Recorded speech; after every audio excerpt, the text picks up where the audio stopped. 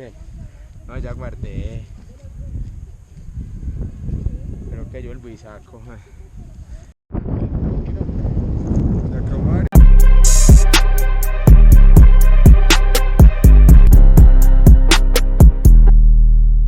Paragliding was one of the most unreal experiences I've ever felt in my life.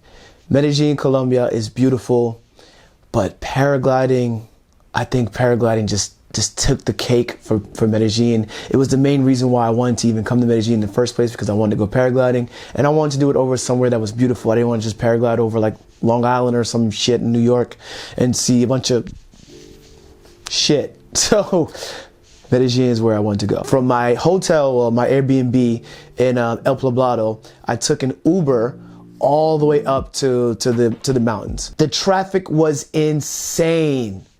Literal bikes and cars, everyone driving in between on top of each other, 4 people on a motorcycle, sleeping kids on the motorcycle, people holding on to the trucks, and while it was crazy getting there. Like, the traffic was insane, and it was hot as hell inside this damn car. This guy did not have AC. It was not like a normal, like good taxi. It was an Uber, like a cheap small Uber, and he had no AC. It was terrible. It was hot. You rolled the windows down.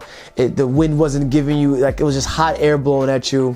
You didn't want to roll the windows down too much, just in case someone on the moto was trying to rob you through the damn window. Like, ah, man, that ride was treacherous, but it was also beautiful and kind of dangerous at the same time. I loved seeing like the natural landscape of Colombia on the way there. It took about an hour in Uber to get there. Once up there in that area, there's like 3 or 4 different like paragliding companies. They're next door to each other. They're like neighbors. I believe you can choose anyone. We just literally walked in. We didn't make any reservation. We got there kind of early. We got there kind of like maybe like 1. Well, maybe that's not too early. Whatever.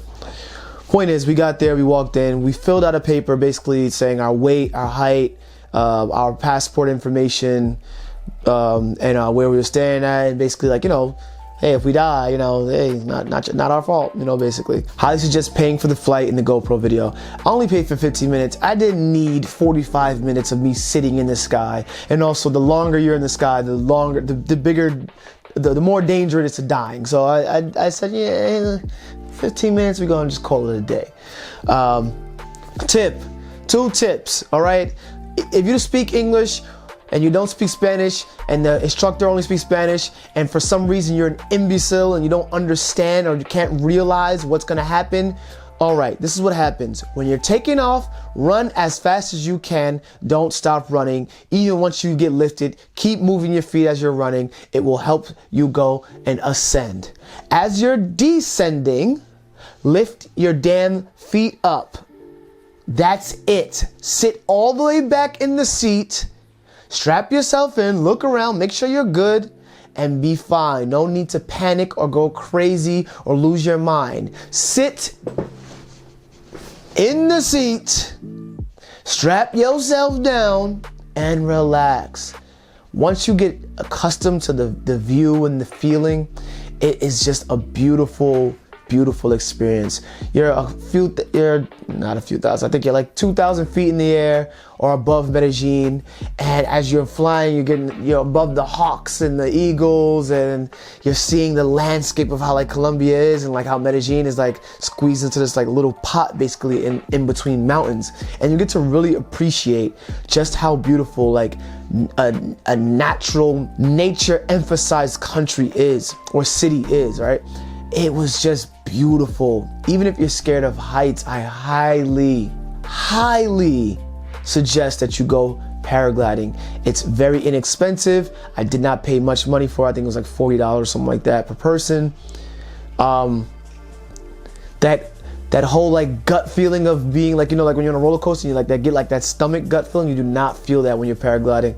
I think it's just a beautiful experience. I hands down think everyone should go if you're going to Medellin. I didn't know that we wouldn't be able to catch an Uber going back down the mountain.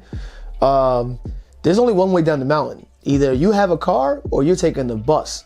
There's a bus that comes by every 15 minutes, but because I don't speak Spanish and I did not want to be on no bus with a bunch of other people and it's hot and who knows what could happen, who knows where the hell this bus is going, I did not take a bus. So I decided to grab a random stranger who was eating lunch at one of the restaurants nearby and said, hey, I'll pay you if you just take me down the mountain towards the cable car.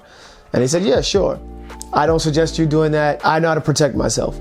I'll say that. In that case, or in this case, I'd suggest renting a car just for the day or for a few hours. You can get to the cable car, which has a big map, and you're able to find where your hotel is at, and just follow the colors and follow the lines. The cable car is also a beautiful, beautiful experience. While you're in the cable car, you're like going over like different communities, right? And the comunas, right? I'm not sure which comunas I went over while I was in this thing in the cable car, but you could see just how poor people really are in Colombia. You know, like you could see people showering outside, like, you know, like it's crazy. Like and you could see like as you get closer towards like the central Medellin, El Poblado area, like things getting nicer and like the apartment buildings be getting bigger, and like things just getting a little bit more crowded wise, and like just looking nicer.